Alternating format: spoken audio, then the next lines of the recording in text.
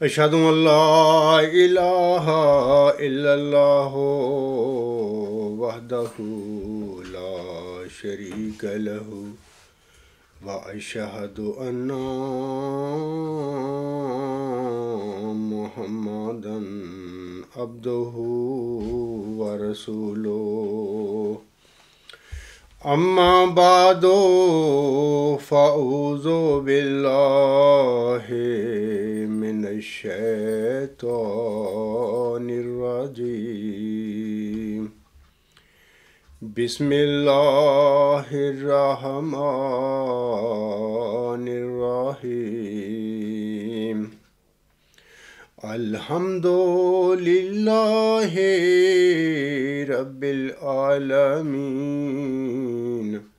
الرحمن الرحیم مالک یوم الدین ایاک نعبد و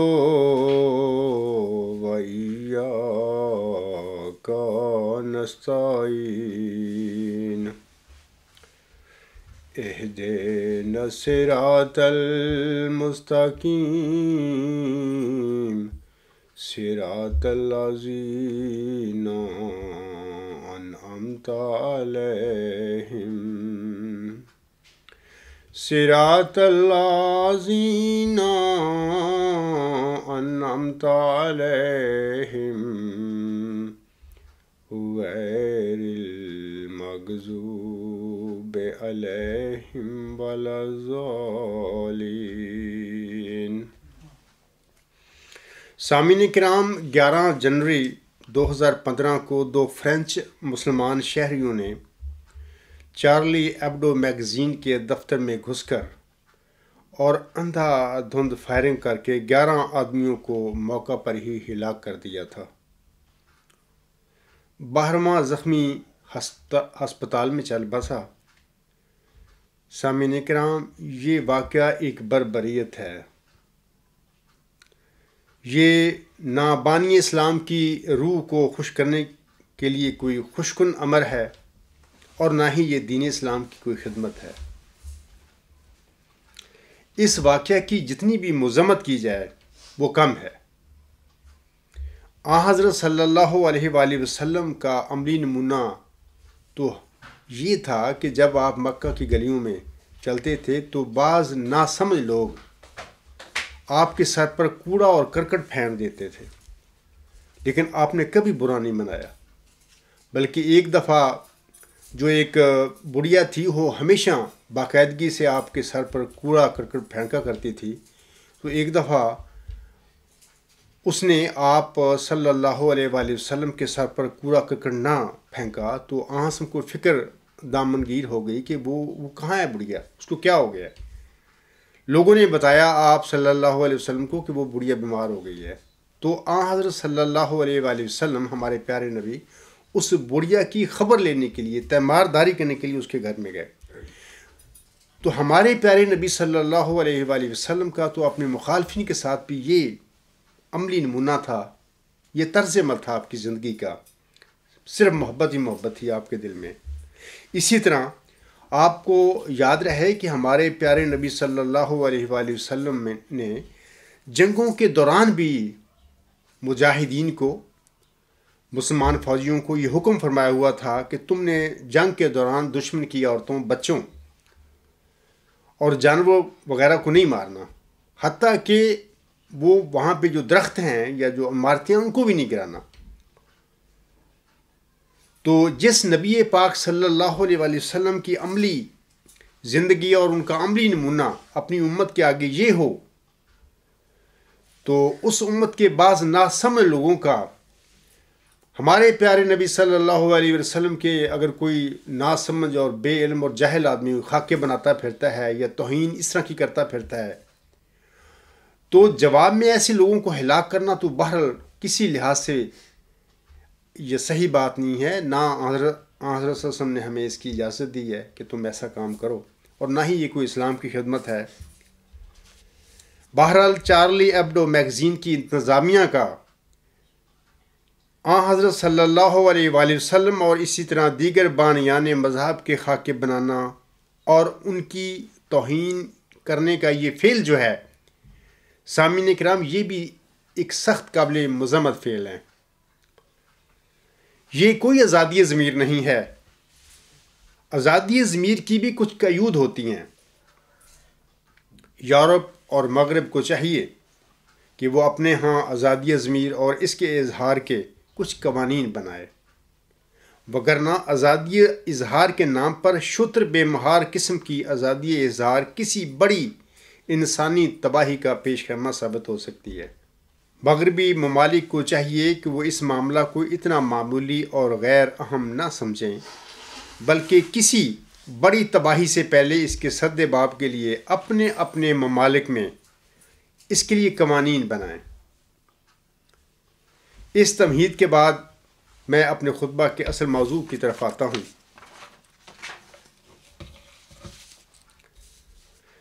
سامعین کرام، خاکسار نے اپنے گزشتہ خطبہ جمعہ میں 20 فروری 1886 کی الہامی پیشگوئی کے یہ الفاظ پڑھے تھے: خدا تیری برکتیں ارد گرد پھیلائے گا اور ایک اجڑا ہوا گھر تجھ سے آباد کرے گا، اور ایک ڈراؤنا گھر برکتوں سے بھر دے گا۔ تذکرہ صفحہ 112، مجموعہ اشتہارات جلد 1 صفحہ 102۔ ان الہامی الفاظ میں ایک اجڑے ہوئے گھر کی تشریح کے سلسلے میں سامعین کرام، ملہم یعنی حضور سام مجموعہ اشتہارات جلد 1 صفحہ 102 کے حاشیہ میں یوں فرماتے ہیں: یہ ایک پیشگوئی کی طرف اشارہ ہے جو 10 جولائی 1888 کے اشتہار میں شائع ہو چکی، جس کا محاصل یہ ہے کہ خدا تعالیٰ نے اس عاجز کے مخالف اور منکر رشتہ داروں کے حق میں نشان کے طور پر یہ پیشگوئی ظاہر کی ہے کہ ان میں سے جو ایک شخص احمد بیگ نام ہے، اگر وہ اپنی بڑی لڑکی اس عاجز کو نہیں دے گا تو 3 برس کے عرصہ تک بلکہ اس سے قریب فوت ہو جائے گا، اور وہ جو نکاح کرے گا وہ روز نکاح سے 2.5 برس کے عرصہ میں فوت ہوگا، اور آخر وہ عورت اس عاجز کی بیویوں میں داخل ہوگی۔ سو اس اجڑے ہوئے گھر سے وہ اجڑا ہوا گھر مراد ہے۔ یہ حضور سامنے الہامی پیشگوئی آپ پر نازل ہونے کے بعد اجڑے ہوئے گھر کی یہ تعبیر فرمائی تھی، یہ تشریح اور تفسیر فرمائی تھی۔ 20 فروری 1886 کی الہامی پیشگوئی کے نزول کے چند سال بعد حضور سام اپنے دوست حضرت مولوی نور الدین رضی اللہ تعالی عنہ کو ایک خط میں لکھتے ہیں۔ آپ رسم فرماتے ہیں: 20 فروری 1886 کی الہامی پیشگوئی کے ماہ بعد میں نے ایک کشف دیکھا تھا۔ اس میں آپ رسم فرماتی ہیں شاید 4 ماہ کا عرصہ ہوا کہ اس عاجز پر ظاہر کیا گیا کہ ایک فرزند قوی و طاقتین کامل الظاہر والباطن تم کو عطا کیا جائے گا، سو اس کا نام بشیر ہوگا۔ اب تک میرا قیاسی طور پر خیال تھا کہ شاید وہ فرزند مبارک اسی اہلیہ سے ہوگا۔ اسی اہلیہ سے مراد نصرت جہاں بیگم رضی اللہ تعالی عنہ۔ آگے حضور صلی اللہ علیہ وسلم فرماتی ہیں: اب زیادہ تر الہام اس بات میں ہو رہے ہیں کہ عنقریب ایک اور نکاح تمہیں کرنا پڑے گا، اور جناب الہی میں یہ بات قرار پا چکی ہے کہ ایک پارسا تباہ اور نیک سیرت اہلیہ تمہیں عطا ہوگی، وہ صاحب اولاد ہوگی۔ اس میں تعجب کی بات یہ ہے کہ جب الہام ہوا تو ایک کشفی عالم میں 4 پھل مجھ کو دیے گئے۔ 3 ان میں سے تو آم کے تھے، مگر ایک پھل سبز رنگ بہت بڑا تھا، وہ اس جہان کے پھلوں سے مشابہ نہیں تھا۔ اگرچہ ابھی یہ الہامی بات نہیں، مگر میرے دل میں یہ پڑا ہے کہ وہ پھل جو اس جہان کے پھلوں میں سے نہیں ہے، وہ وہی مبارک لڑکا ہے، کیونکہ کچھ شک نہیں کہ پھلوں سے مراد اولاد ہے۔ اور جب کہ ایک پارسا تباہ اہلیہ کی بشارت دی گئی اور ساتھ ہی کشفی طور پر 4 پھل دیے گئے، جن میں سے ایک پھل الگ وضع کا ہے، تو یہی سمجھا جاتا ہے۔ واللہ عالم بالصواب۔ حضور علیہ السلام کے اس خاصے سامعین کرام درج ذیل 3 باتیں ثابت ہوتی ہیں جو اب میں آپ لوگوں کو بتاتا ہوں۔ نمبر 1، اس کشف سے یہ پتہ چلتا ہے کہ آپ علیہ السلام کا یہ خیال تھا یا آپ کو یہ امید لگی ہوئی تھی کہ خواب میں سبز رنگ کا بڑا پھل ذکی غلام یعنی مسلم موعود آپ کا جسمانی لڑکا ہوگا۔ دوسری بات، وہ جسمانی لڑکا حضرت ام المومنین نصرت جہاں بیگم رضی اللہ تعالی عنہا کے بطن سے نہیں ہوگا۔ تیسری بات یہ کہ عنقریب مجھے ایک اور نکاح کرنا پڑے گا اور وہ ذکی غلام یعنی وہ مسلم موعود نصرت جہاں بیگم رضی اللہ تعالی عنہا کی بجائے کسی پارسا طبع اور نیک سیرت تیسری اہلیہ میں سے پیدا ہوگا۔ یہ 3 باتیں حضور صاحب نے جو خط لکھا اپنے دوست مولوی نور الدین رضی اللہ تعالی عنہ کو، اس سے یہ باتیں ثابت ہوتی ہیں۔ سامعین کرام، حضور صاحب نے مورخہ 27 دسمبر 1891 میں ایک اشتہار بنام میر عباس علی لدھیانوی کے نام شائع کیا۔ اس اشتہار کے آخر پر یعنی مجموعہ اشتہارات جلد اول صفحہ 301 پر اسی عقد کے سلسلے میں حضور صاحب ایک الہام پیش کرتے ہوئے لکھتے ہیں۔ کیا لکھتے ہیں سنیے۔ آپ علیہ السلام فرماتے ہیں، اشتہار 10 جولائی 1887، دراصل جولائی 1888 ہے اور 1887 صحب کاتب ہے، کی پیشگوئی کا انتظار کریں، جس کے ساتھ یہ بھی الہام ہے، وَيَسْأَلُونَكَ أَحَقٌّ هُوَ قُلْ إِي وَرَبِّي إِنَّهُ لَحَقٌّ وَمَا أَنْتُمْ بِمُعْجِزِينَ زَوَّجْنَاكَهَا لَا مُبَدِّلَ لِكَلِمَاتِي وَأَنْ يَرَوْا آيَاتٌ يُعْرِضُوا وَيَقُولُوا سِحْرٌ مُسْتَمِرٌ۔ اور تجھ سے پوچھتے ہیں کہ کیا یہ بات سچ ہے؟ کہہ، ہاں مجھے اپنے رب کی قسم ہے کہ یہ سچ ہے اور تم اس بات کو وقوع میں آنے سے روک نہیں سکتے۔ ہم نے خود اس سے تیرا عقد نکاح باندھ دیا ہے۔ میری باتوں کو کوئی بدلہ نہیں کرتا اور نشان دیکھ کر منہ پھیر لیں گے اور قبول نہیں کریں گے اور کہیں گے کہ یہ کوئی پکا فریب یا پکا جادو ہے۔ عقد نکاح کے سلسلے میں حضرت بانی جماعت علیہ السلام تتمہ حقیقت الوحی روحانی خزائن جلد 22 صفحہ 570 پر فرماتے ہیں، یہ امر کے الہام میں یہ بھی تھا کہ اس عورت کا نکاح آسمان پر میرے ساتھ پڑھا گیا ہے، یہ درست ہے، مگر جیسا کہ ہم بیان کر چکے ہیں، اس نکاح کے ظہور کے لیے جو آسمان پر پڑھا گیا، خدا کی طرف سے ایک شرط یہ بھی تھی جو اسی وقت شائع کی گئی تھی، اور وہ یہ کہ ایتھا المرأۃ توبی فإن البلاء علی عاقبیک۔ پس جب ان لوگوں نے اس شرط کو پورا کر دیا تو نکاح فسخ ہو گیا یا تاخیر میں پڑ گیا۔ یہ چند باتیں میں اپنے گزشتہ خطبہ جمعہ میں بھی سامعین کو بتا چکا ہوں۔ میں یہاں سامعین کرام گزارش کرتا ہوں کہ مخالفین تو آج تک حضرت مرزا صاحب علیہ السلام پر آپ کی اس پیشگوئی کے نعوذ باللہ جھوٹے ہونے کا الزام لگاتے پھر رہے ہیں، لیکن ہم احمدی یقین رکھتے ہیں کہ جس طرح ملہم نے فرمایا تھا وہ بالکل حق اور سچ تھا۔ خاکسار نے گزشتہ خطبہ جمعہ میں کہا تھا کہ 20 فروری 1886 کی الہامی پیشگوئی کے الہامی الفاظ میں جس اجڑے ہوئے گھر کا ذکر کیا گیا ہے، اللہ تعالیٰ نے اس عاجز کو 1999 میں اس اجڑے ہوئے گھر کی حقیقت سے بھی آگاہ فرمایا تھا۔ یہ میں نے آپ سب سامعین کو اپنے گزشتہ خطبہ جمعہ میں یہ بات کہی تھی۔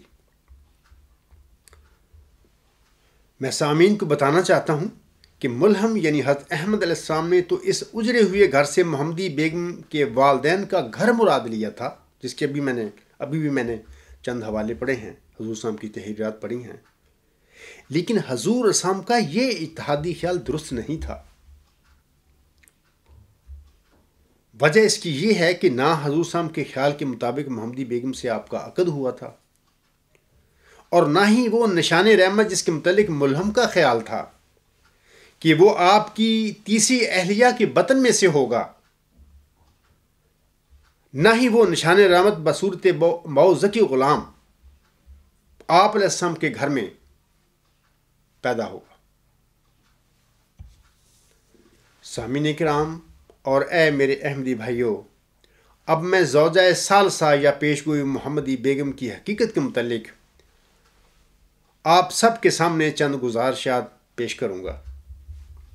جیسا کہ حضرت امام مہدی و مسیح موعود السلام نے فرمایا تھا کہ مجھے ایک کشف میں 4 پھل دیے گئے ہیں، ان میں سے 3 تو عام تھے، لیکن ایک بڑا سبز رنگ کا بڑا پھل تھا جو اس جہان کے پھلوں سے مشابہ نہیں تھا۔ 3 عام کے پھل تو زمینی پھل تھے، جبکہ سبز رنگ کا بڑا پھل آسمانی پھل تھا۔ حضور علیہ السلام نے فرمایا کہ اس آسمانی پھل سے مراد موعود مسلح تھا، جو کسی تیسرے نکاح سے پیدا ہونا تھا۔ حضور علیہ السلام کے ایک اور خط جو کہ آپ علیہ السلام نے حضرت مولوی نور الدین رضی اللہ تعالیٰ عنہ کو 20 جون 1886 کو لکھا تھا، اس خط سے ثابت ہوتا ہے کہ یہ تیسرا نکاح حضور اسلام کے مطابق تقدیر مبرم تھا، جیسا کہ آپ علیہ السلام حضرت مولوی رضی اللہ تعالیٰ عنہ کو لکھتے ہوئے فرماتے ہیں، عنایت نامہ پہنچا، اس عاجز نے جو آپ کی طرف لکھا تھا کہ وہ صرف دوستانہ طور پر بعض اسرار الہیہ پر مطلع کرنے کی غرض سے لکھا گیا تھا، کیونکہ اس عاجز کی یہ عادت ہے کہ اپنے احباب کو ان کی قوت ایمانی بڑھانے کی غرض سے کچھ امور غیبیہ بتلا دیتا ہے، اور اصل حال اس عاجز کا یہ ہے کہ جب سے اس تیسرے نکاح کے لیے اشارہ غیبی ہوا ہے، تب سے خود طبیعت متفکر و متردد ہے اور حکم الہی سے گریز کی جگہ نہیں، مگر بالطبع طبیعت کارا ہے، یعنی طبیعت ناپسند کرتی ہے، اور ہر چند اول یہ چاہا کہ یہ امر غیبی موقوف رہے، لیکن متواتر الہامات و کشوف اس بات پر دلالت کر رہے ہیں کہ یہ تقدیر مبرم ہے۔ یہ الفاظ جو ہیں حضرت خلیفۃ المسیح اول رضی اللہ تعالیٰ عنہ کے نام آپ کا خط جو ہے، یہ مکتوبات احمدیہ جلد 5 نمبر 2 صفحہ 5 اور 6 پر پڑھے جا سکتے ہیں۔ لیکن سامعین کرام، بعد ازاں بہت کوشش کے باوجود بھی یہ تیسرا نکاح نہ ہوا۔ اب سوال یہ ہے کہ ایسا کیوں ہوا؟ اس کی وجہ سوائے اس کے اور کیا ہو سکتی ہے کہ زوجہ ثالثہ سے مراد کوئی جسمانی عورت نہ تھی جس سے نکاح ہونا تھا، بلکہ وہ دراصل ایک جماعت کا روحانی تمثل تھا جو کہ آپ علیہ السلام کو کشفی نظارہ میں بصورت عورت دکھایا گیا تھا۔ علم التعبیر رویا کے مطابق کسی خواب یا کشف میں کسی دینی مقتدا کا کسی پارسا عورت کو اپنی زوجیت میں دیکھنا یہ تعبیر بھی رکھتا ہے کہ اسے ایک نیک اور پاک سیرت جماعت عطا ہوگی۔ یہ بھی یاد رہے کہ ایک روحانی جماعت یا امت بھی اپنی روحانی مقتدا سے اسی طرح اثر پذیر ہوتی اور روحانی طور پر حاملہ ہوتی ہے جیسے کوئی زوجہ اپنے شوہر سے۔ اسی ضمن میں حضرت بانی جماعت علیہ السلام ملفوظات جلد 10 صفحہ 145 تا 146 پر ارشاد فرماتے ہیں، یہ جو ملفوظات کی پرانی ایڈیشن کی میں بات کر رہا ہوں۔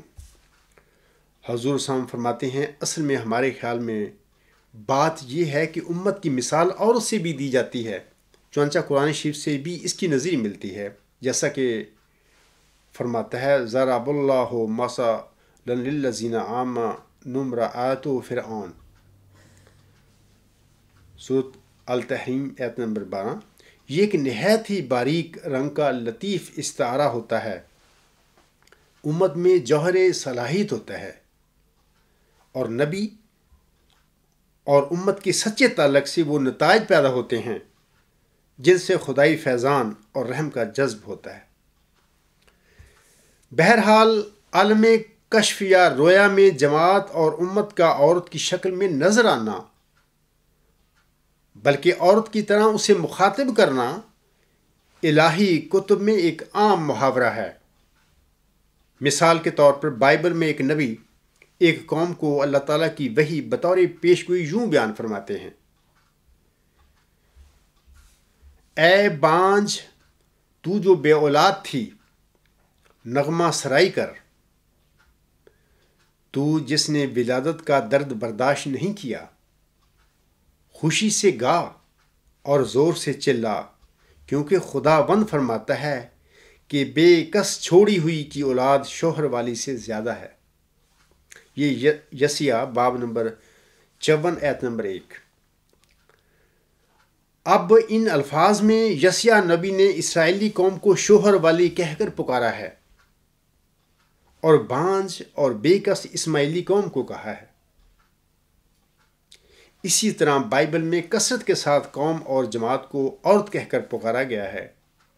الغرض الہام اور رویا میں کسی جماعت یا قوم کا عورت کی شکل میں متمثل ہو کر نظر آنا ایک عام محاورہ ہے جو تمام اہل علم کے نزدیک مسلم ہے۔ لہذا حضرت مرزا صاحب علیہ السلام کو جو یہ دکھایا گیا یا الہام کیا گیا تھا کہ کوئی پارسا طبع اور نیک سیرت اہلیہ آپ کو عطا ہوگی اور وہ فرزند موعود اس سے تولد ہوگا، تو اس اہلیہ سے نہ کوئی عورت مراد تھی اور نہ اس فرزند سے کوئی جسمانی لڑکا مراد تھا۔ اس سے یہی مراد تھا کہ آپ علیہ السلام کو ایک پارسا طبع اور نیک سیرت جماعت عطا ہوگی، اور وہ فرزند موعود یعنی ذکی غلام نے اس جماعت میں سے نزول فرمانا تھا، اور اس فرزند موعود کی آپ علیہ السلام سے نسبت جسمانی کی بجائے خالصتاً روحانی ہونی تھی۔ اسی لیے کشف میں اس فرزند موعود کو زمینی پھلوں کی بجائے آسمانی پھل سے تشبیہ دی گئی تھی۔ اور اے میرے احمدی بھائیوں، یہی زوجہ ثالثہ یا پیشگوئی محمدی بیگم کی حقیقت ہے۔ یہ سچ ہے کہ جب یہ نکاح ثالثہ کوششوں کے باوجود مرز وجود میں نہ آیا تو آپ علیہ السلام اپنے پرانے قیاس کی طرف لوٹ گئے، یعنی حضرت بانی جماعت علیہ السلام، کہ شاید وہ فرزند موعود موجودہ بیگم یعنی نصرت جہاں بیگم رضی اللہ تعالی عنہا کے بطن سے ہی پیدا ہو۔ لیکن بعد ازاں واقعات نے حضور اسلام کے اس قیاس کی بھی تردید فرما دی۔ وہ اس طرح کہ حضور علیہ السلام کی نرینہ اولاد کے انقطاع کے بعد بھی اس مسلم موعود یعنی اس موعود ذکی غلام کی بشارت پر مشتمل کلام الہی آپ علیہ السلام پر آپ کی وفات تک نازل ہوتا رہا،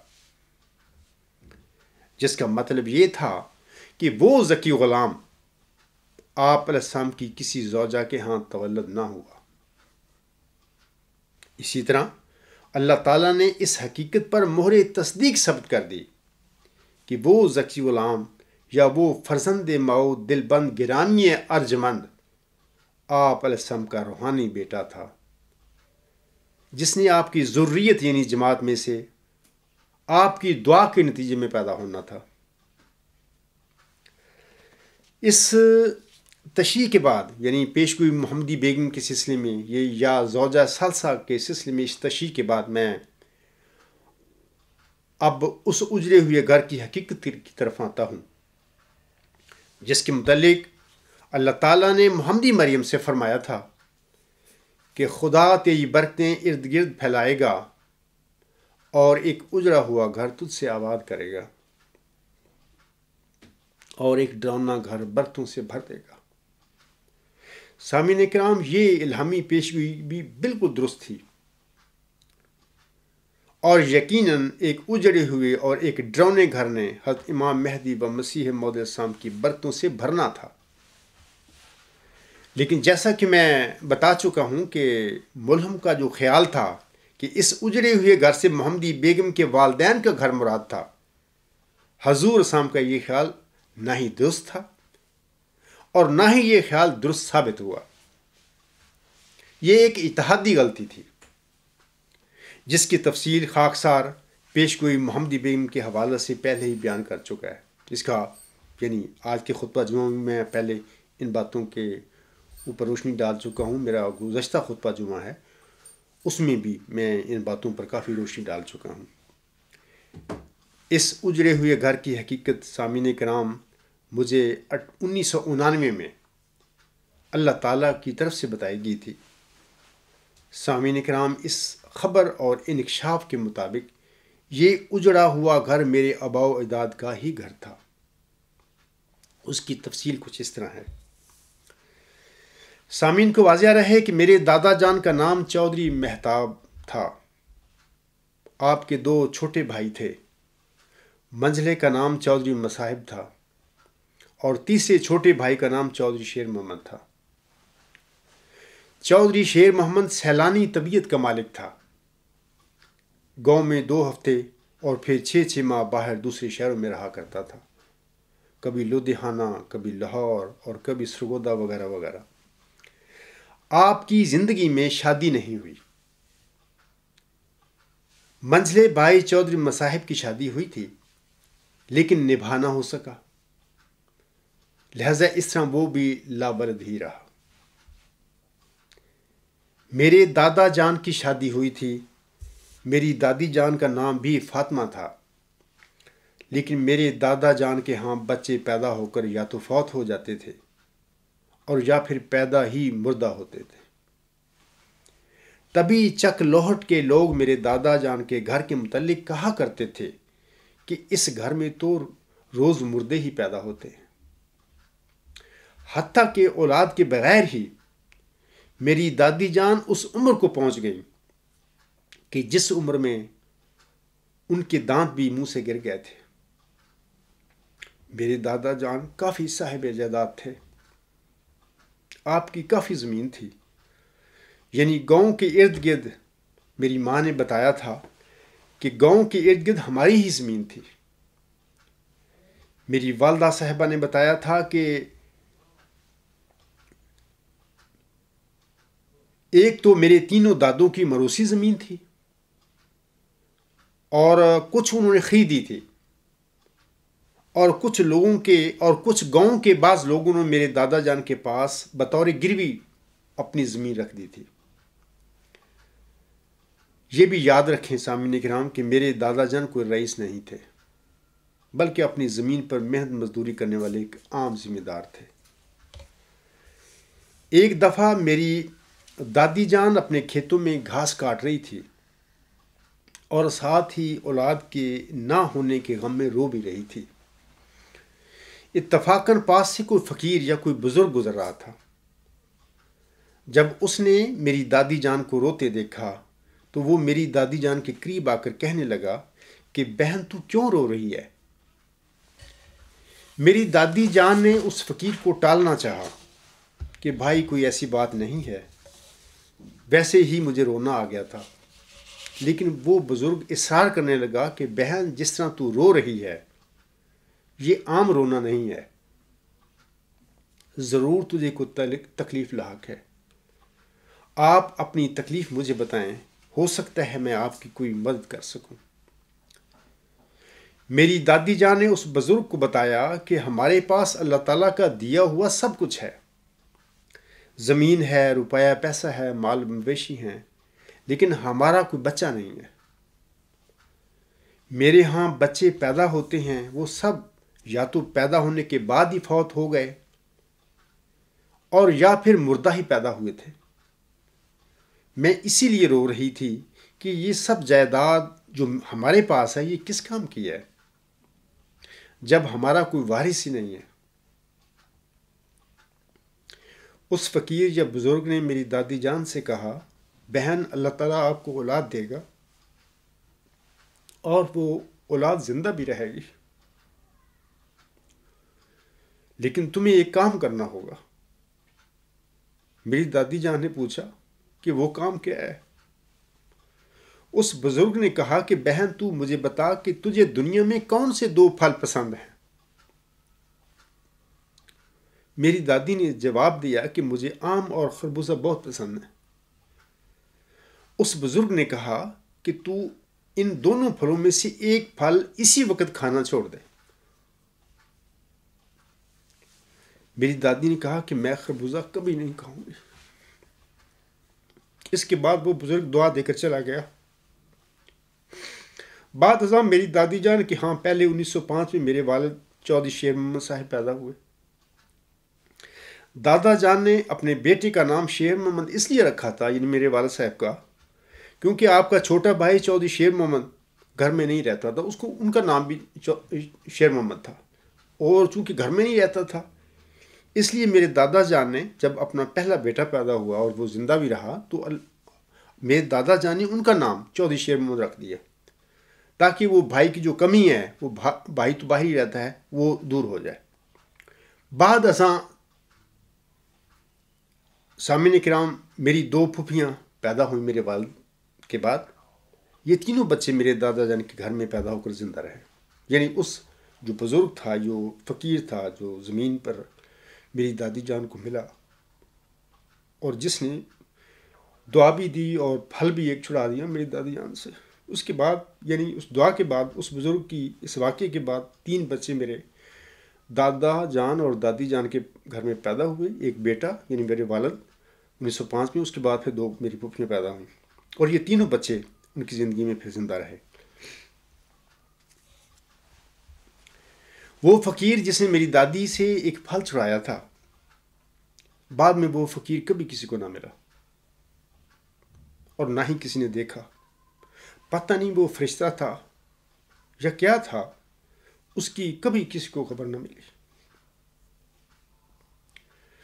اولاد کی خاطر ہی پھر میرے دادا جان نے بعد ازاں میرے والد صاحب کی چھوٹی عمر میں ہی شادی کر دی تھی،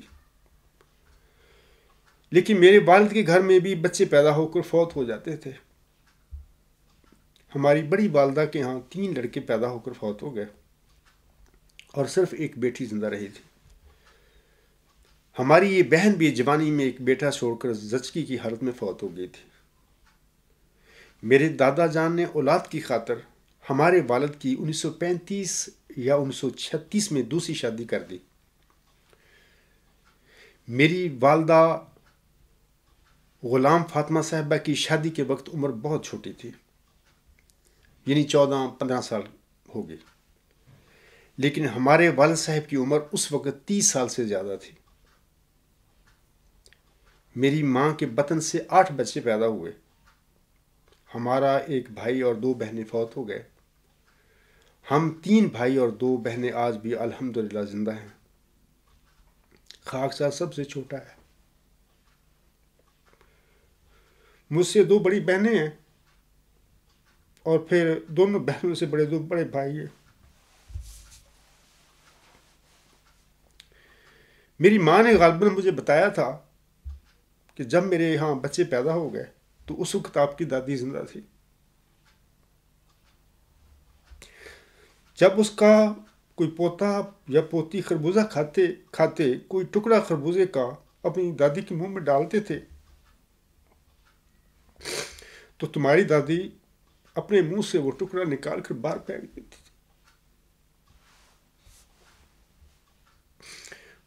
وہ کبھی خربوزہ نہیں کھایا کرتی تھی۔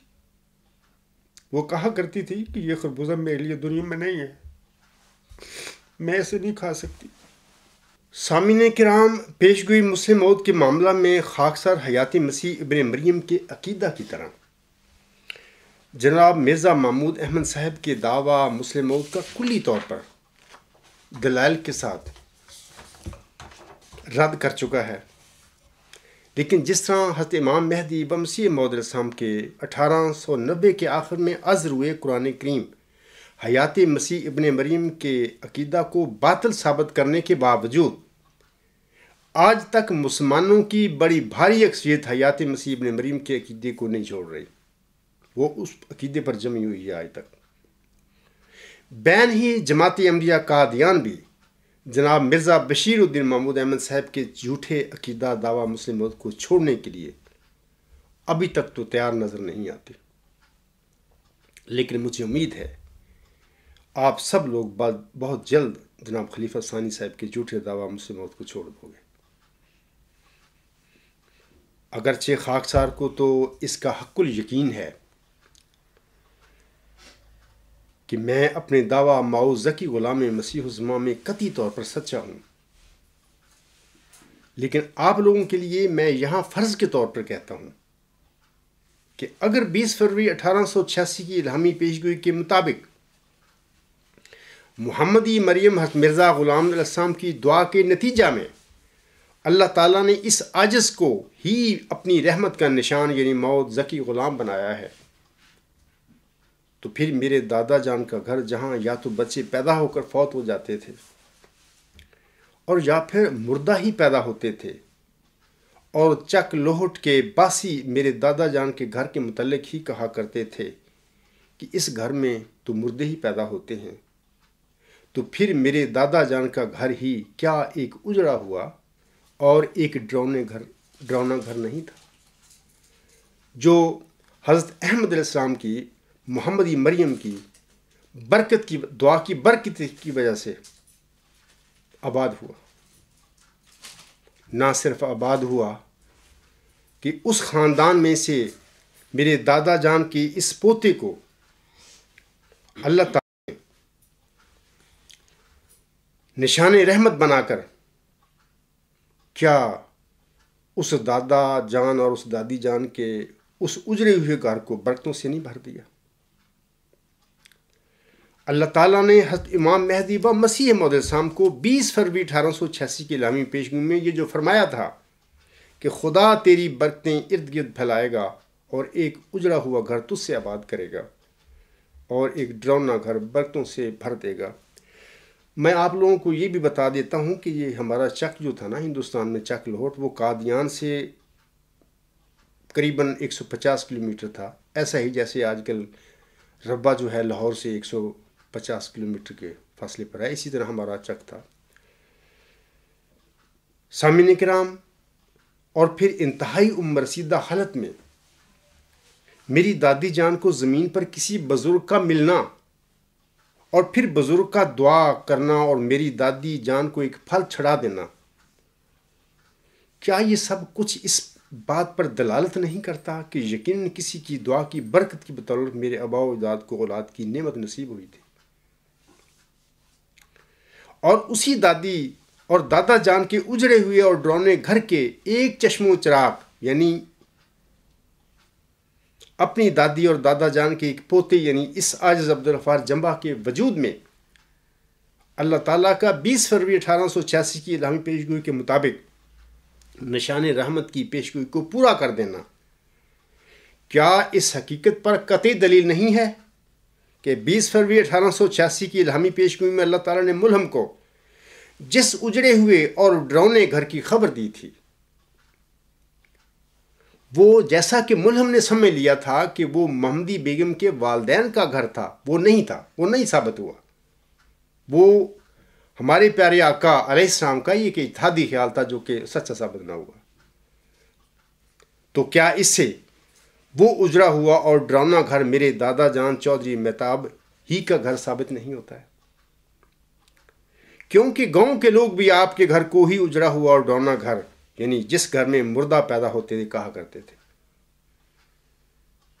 اور سامعین کرام، ایک اجڑے ہوئے اور ڈراؤنے گھر کی یہی وہ حقیقت تھی جس کی اللہ تعالیٰ نے خاکسار کو 1999 میں کیل میں خبر دی تھی، یعنی اسی شہر میں۔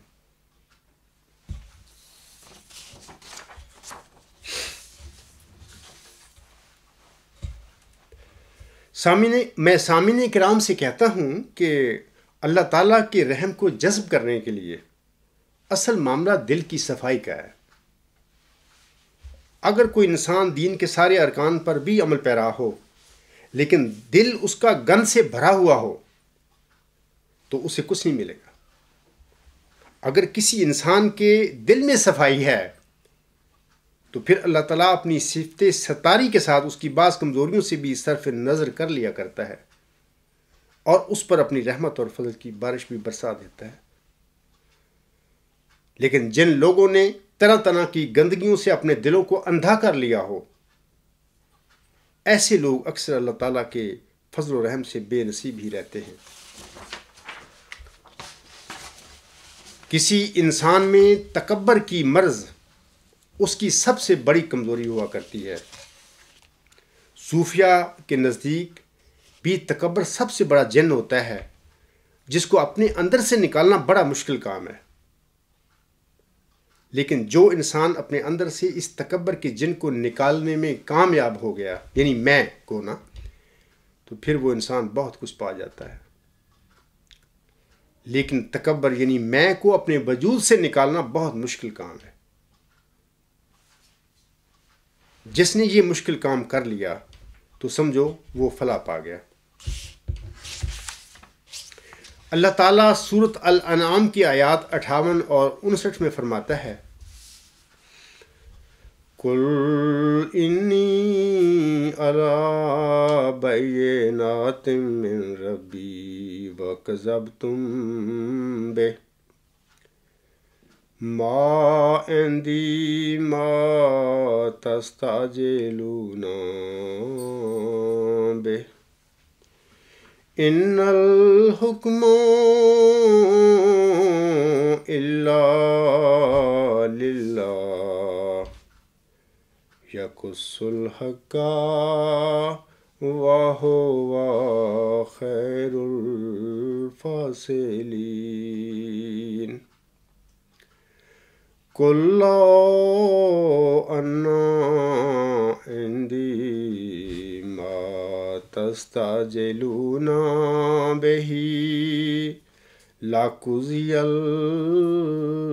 الْأَمْرُ بَيْنِي وَبَيْنَكُمْ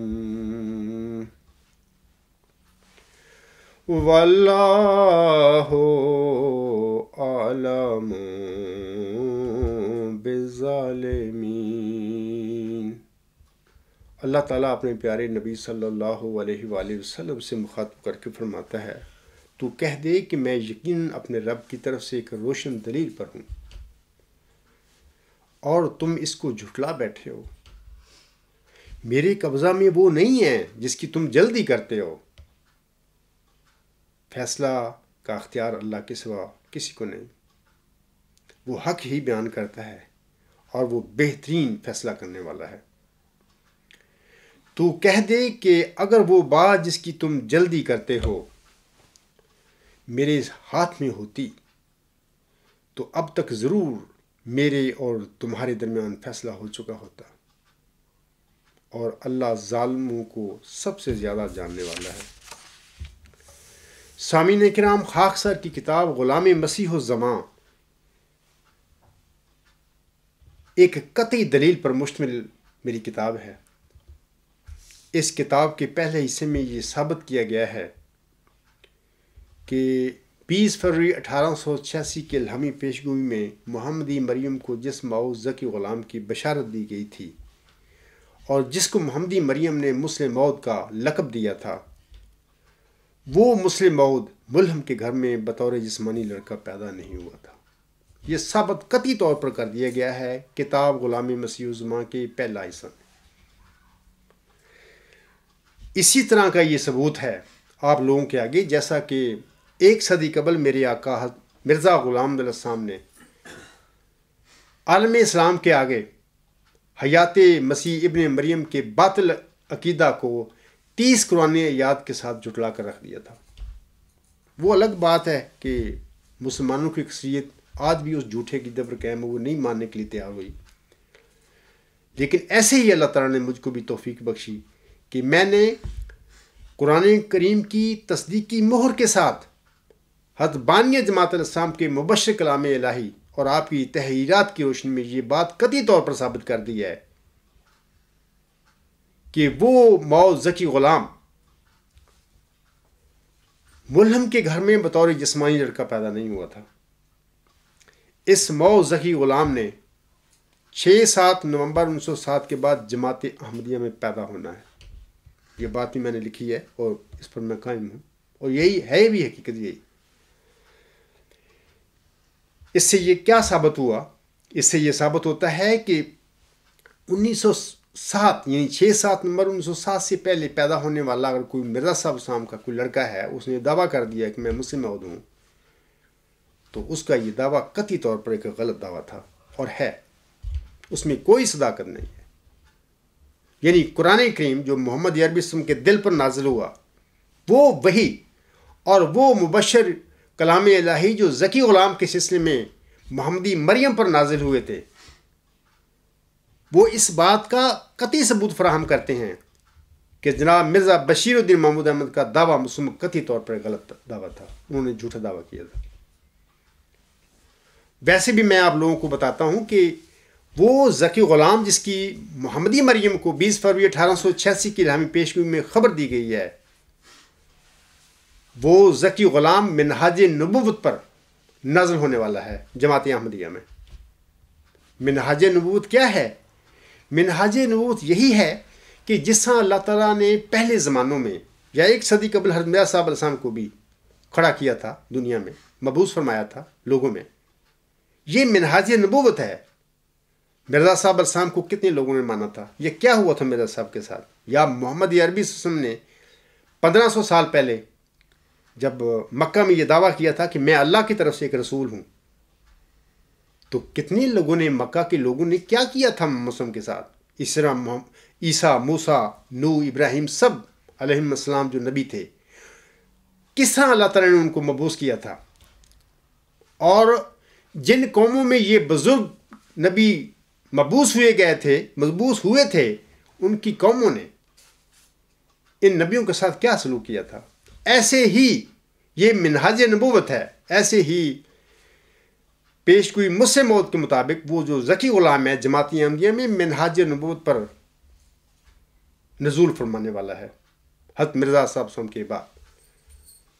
لیکن مرزا بشیر الدین محمود احمد تو 1914 میں جب خلیفہ بن بیٹھے تو ساتھ ہی صحابیوں نے آپ علیہ السلام کے بارے المصلح الموعود قدرت ثانیہ کا مظہر ہونے کے دعوے شائع کرنے شروع کر دیے تھے۔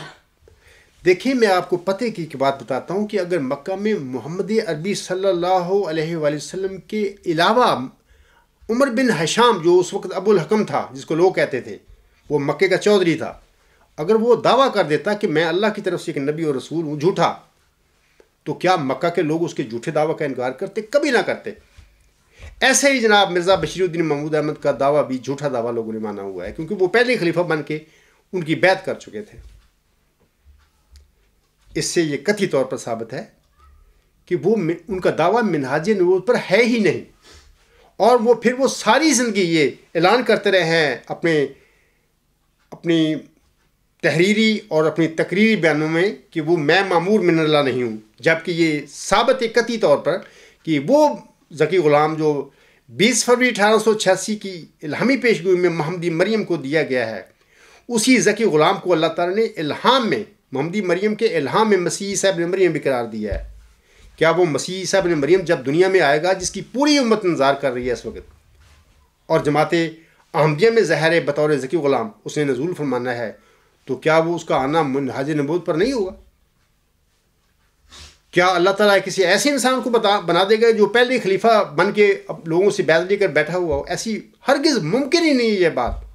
اپنی عقل سے سوچو اور تقویٰ سے اس پر غور کرو۔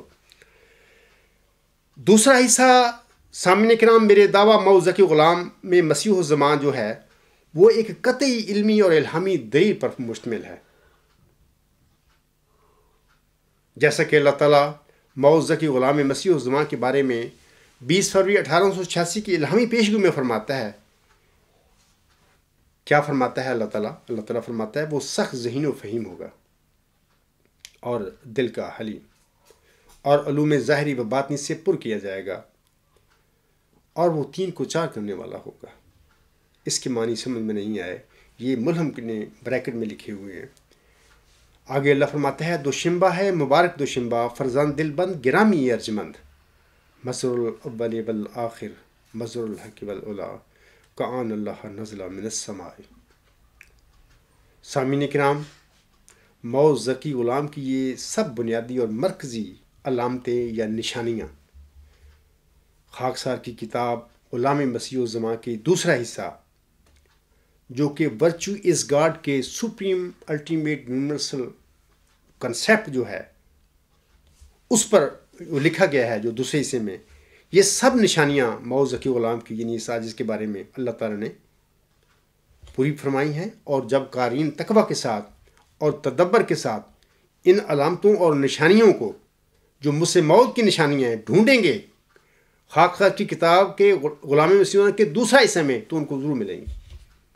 اور پھر یہ بھی یاد رکھنا، یہ ساری نشانیاں علم و معرفت کے متعلق ہیں، اور علم و معرفت کے متعلق اللہ فرماتا ہے وَلَا يُحِيطُونَ بِشَيْءٍ مِّنْ عِلْمِهِ إِلَّا بِمَا شَاءَ، یعنی اللہ تعالیٰ اپنی ذات کا علم و معرفت تو بغیر وحی اور الہام کے ممکن ہی نہیں ہے کہ کسی انسان کو مل جائے۔ عقل سے اس قسم کا علم اور عرفان ملنے والا ممکن نہیں ہے۔ تو یہ پھر کیسے ہو گیا کہ ایک جماعتی احمدیہ میں ایک مدعی موز ذکی غلام مسیح الزماں کھڑا ہوا ہے، اور اس نے کتاب لکھی غلام مسیح الزماں، جو 2 حصوں پر مشتمل ہے، اور اس کا دوسرا حصہ اس کے دعویٰ کی دلیل پر مشتمل ہے۔ اور یہ سارا حصہ دوسرا 20 فروری 1886 کی الہامی پیشگوئی میں، جو اللہ تعالیٰ نے اس ذکی غلام کی مرکزی اور بنیادی علمی نشانیاں بتائی ہیں ملہم کو، اور اس کے ذریعے دنیا کو، وہ ساری علم و عرفان سے متعلقہ نشانیاں اس عاجز کی کتاب کے دوسرے حصے میں پوری ہو چکی ہیں۔ یہ کیسے ممکن ہو گیا کہ وہ بندہ اللہ تعالیٰ نے جھوٹے آدمی کو دے دی ہیں یہ علم و معرفت سے متعلق نشانیاں، ایک جھوٹے آدمی کے وجود میں پوری کر دی ہیں؟ ممکن نہیں ہے یہ بات، کیونکہ خود خدا فرماتا ہے وَلَا يُحِيطُونَ بِشَيْءٍ مِّنْ عِلْمِهِ إِلَّا بِمَا شَاءَ۔ اور آخر پہ میں سامعین کرام کو غور و فکر کے سلسلہ میں حضرت امام مہدی و مسیح موعود السلام کی ایک خوبصورت نصیحت پڑھ کر آپ لوگوں کے آگے میں اپنے خطبہ کو ختم کرتا ہوں۔ محمدی مریم حضرت احمد علیہ السلام، ملفوظات جلد 4 صفحہ 1 تا 2، یعنی پرانا ایڈیشن پر یہ الفاظ ہیں حضور السلام کے، فرماتے ہیں اصل بات یہ ہے کہ جب تک انسان کسی بات کو خالی الذہن ہو کر نہیں سوچتا اور تمام پہلوؤں پر توجہ نہیں کرتا اور غور سے نہیں سنتا، اس وقت تک پرانے خیالات نہیں چھوڑ سکتا۔ اس لیے جب آدمی کسی نئی بات کو سنے تو اسے یہ نہیں چاہیے کہ سنتے ہی اس کی مخالفت کے لیے تیار ہو جاوے، جیسے کہ آج کل میرے قادیانی احمدی بھائی ناسمجھی اور لا علمی میں یہ کام کرتے پھر رہے ہیں۔ آگے حضور صلی اللہ علیہ وسلم فرماتے ہیں بلکہ اس کا فرض ہے کہ اس کے سارے پہلوؤں پر پورا فکر کرے، اور انصاف اور دیانت اور سب سے بڑھ کر خوف خدا تعالیٰ کے خوف کو مد نظر رکھ کر تنہائی میں اس پر سوچے۔ اے میرے جماعتی احمدیہ قادیان کے بھائیوں، کیا تم نے کبھی حضور صلی اللہ علیہ وسلم کی اس نصیحت کے مطابق میری کتاب غلام مسیح الزماں یا میرے مضامین کو پڑھا ہے؟ اور جس طرح حضور صلی اللہ علیہ وسلم نے فرمایا ہے کہ تقویٰ کے ساتھ خالی الذہن ہو کر اس پر غور و فکر کرو، کیا آپ نے کبھی کیا ہے؟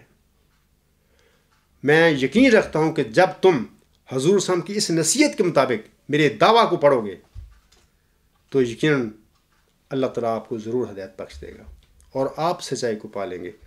وما علینا الا البلاغ وآخر دعوانا ان الحمد للہ رب العالمین۔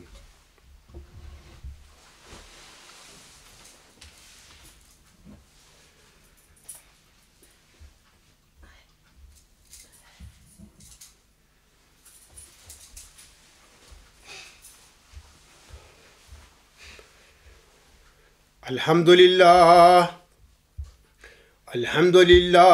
نحمده ونستعینه ونستغفره ونؤمن به ونتوكل عليه ونعوذ بالله من شرور أنفسنا ومن سيئات أعمالنا من يهده الله فلا مضل له ومن يضلله فلا هادي له ونشهد أن لا إله إلا الله ونشهد أن